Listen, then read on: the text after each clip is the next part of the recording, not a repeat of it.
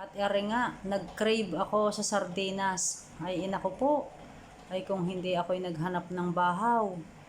At pinainit ko sa microwave. Tapos, ang sardinas na isang lata ay ginayatan ko ng sibuyas at nilagyan ko ng suka at konting toyo.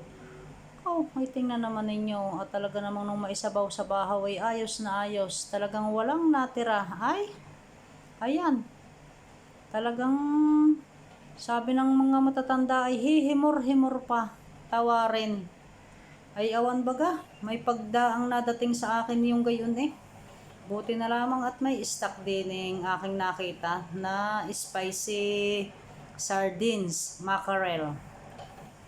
Ay talaga namang solved na solved ang aking pagkakakain. Tunay na pag tayo ay napagusto ay kasama ng lasa pag hindi napagbigyan. At pagkatapos ng kumain, ako'y nakakita ng sitsiriya ay are, nag-utay pa. Ayan, sige, dyan na kayo. Salamat sa panonood at palagi ninyong abang